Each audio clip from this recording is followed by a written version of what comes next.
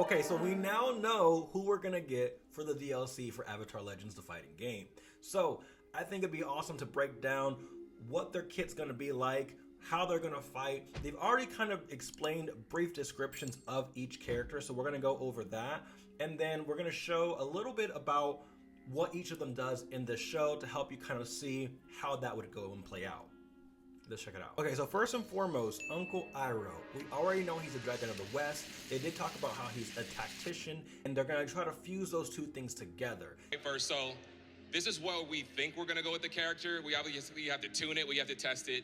As far as Iroh goes, the dichotomy between the tactical Iroh and the Dragon of the West is really what we want to highlight. His ability to counter attacks is going to be super strong, and we're really excited just to show how a firebender can be a little bit different than the ones we've showcased to date. So given that they don't know exactly how he's going to work just yet, and they haven't tested a few things, he could work in a lot of different ways. He could have a lot of different things in his kit, but I think he's going to be a very variety type of firebender, and I'm stoked that we get him. You see him doing a lot of different things at different points in the show, like when he is arrested and damn near almost has his arms broken by the Earth Kingdom. He actually just uses chains to be able to break free and fight with Zuko without even having to use his fire bending.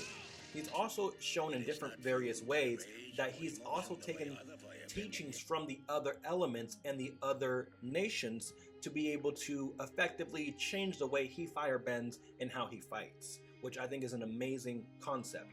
He's also been the one that has stressed out that the breath of fire is a key and pivotal point to firebending. No, power in firebending comes from the breath, not the muscles. The breath becomes energy in the body. The energy extends past your limbs and becomes fire. It's going to be very important to his kit, and you're going to be able to show that in the way that he goes, and then, or something of that nature, right?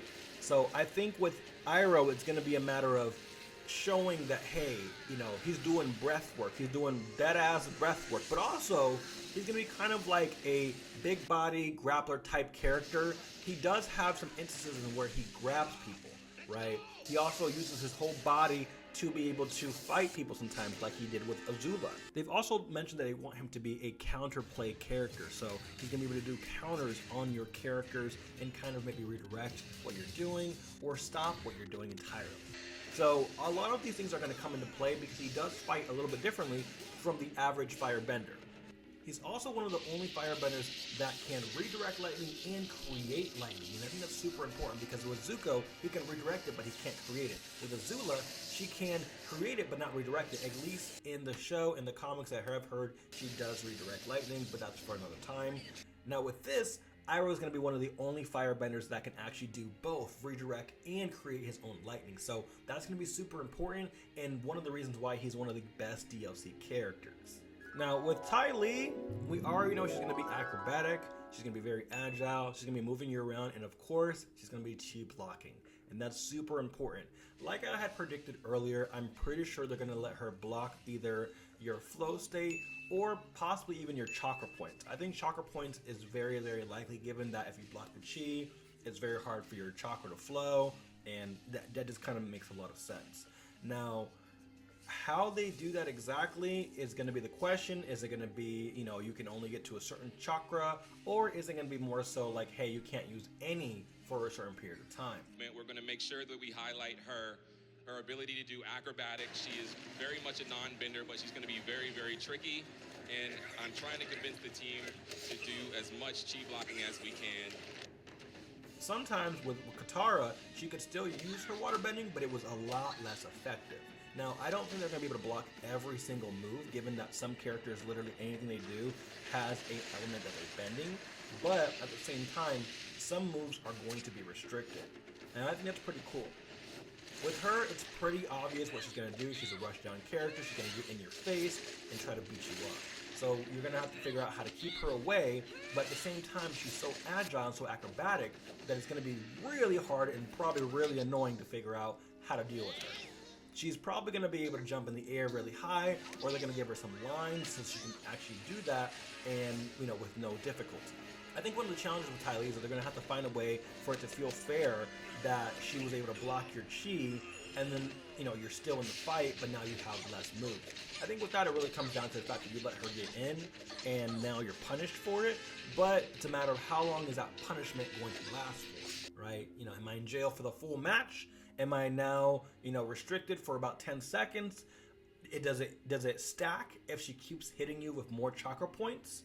That's the questions we're going to have to ask when it comes to her kit, but I think they're going to do a very good job from what I've already seen. Time will tell. Now with Lin Beifong, she primarily uses metal bending. She does use earth bending, but she's much more of a metal bender in the sense of where most of her attacks, most of her kit is going to be primarily metal bending.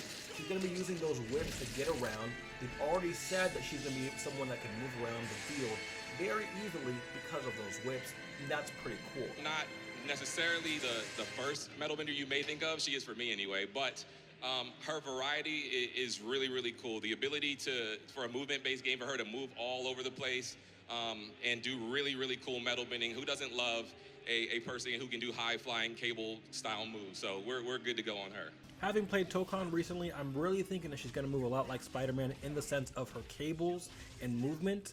Not necessarily his attacks, but more so how he moves and how she'll move very similarly. Looking back at some of her fights, you can also see that she has metal blades that come out of her uniform that are going to help her and assist her in getting that damage done. I think she's also going to be able to restrict you with those metal whips if you allow her. Also, she's a fucking cop. You don't think she's going to restrict you? She's going to put the handcuffs on you, boy, I'm saying. Now, one of the things about her is that she does use echolocation or seismic sense, if you will, like her mother. So I do think she's going to be able to do something of that nature. Really can't count her out when it comes to the seismic sense because they did say she's a variety character, and I think that's really, really cool. I'm glad we don't have to vote for her because she does have a lot of range when it comes to her bending. She can do a lot of different things, and that's very neat. And you might be saying, okay, we got a little bit too many earthbenders, but the funny thing is that the way that they bend is all very differently, and that ties into Bolin and why he's on the roster. We have our first lava bender, because with Bolin, I wouldn't say first because, you know, there's been others, but you know what I'm saying, like, he's the one in the roster that's first, that's doing lava bending, right? So now with Bolin, he's a pro bender, and that's going to tie in heavily to what he does, right? Because a lot of earthbenders are very rough and tough with their bending, but with Bolin, he's very precise, as he has to be for pro bending. Love Bolin. He's a really unique take on an earthbender. We'll showcase things that rely on his ability to be a pro bender. We'll also showcase what you would expect, some lava bending, which is a unique take. And so along with that, he's also going to have his lava bending. And they did say it's going to be a mixture of the fire elements and the earth elements. Now, if we take a look at the game, like for example with Azula and her fire pits, you see that she has fire pits. While you're sitting on them, you get dealt damage. Now, apply that to earth. What I'm thinking is going to happen here is that you cannot sit on that lava or you are being damaged. But on top of which, you're probably going to get a slowdown effect with the lava bending. You can't really move around it freely, so you're going to really want to avoid the lava, right? It's also going to do damage to you. Maybe not too much, but enough to where it's kind of annoying, you don't want to deal with it. Also, I feel like it's going to have a cooldown effect where after a while it will slowly cool down and probably just disappear, since lava oftentimes cools down after a while and then dissipates, right? So I think that's going to be a really cool concept that they're going to add. They're going to basically add the grudgy sluggishness of lava bending where he can summon it and then chuck it at you, right? And if he lets it sit there too long, it will cool down. He can, of course, build more up, and then he has a fountain of lava he can then chuck at you, and meanwhile you have to dodge the aerial lava while also looking at the ground, making it a very difficult match for you. But at the same time, he's also very precise with his earth, being able to even hit the combustion woman like you saw in season 3. So he's going to have a lot to his kit. I think he's going to be a really interesting type of earthbender and one we haven't seen before. So every character that we get in the DLC that's already confirmed is going to have something neat and something different that you haven't seen before in the previous characters. This game, they got me all in. I'm already pre-ordering the game today, and I'm super stoked We're going to be talking about the voting characters in another episode because I feel like it's a different conversation. But with these characters, they are confirmed, so we already know how they're going to work. But let me know who you're most excited for, and you'll catch me on the next one when we talk about these voting characters. So make sure to like, comment, and subscribe, and I'll see you then. Peace. So big, expansion, Chimera shadow clone.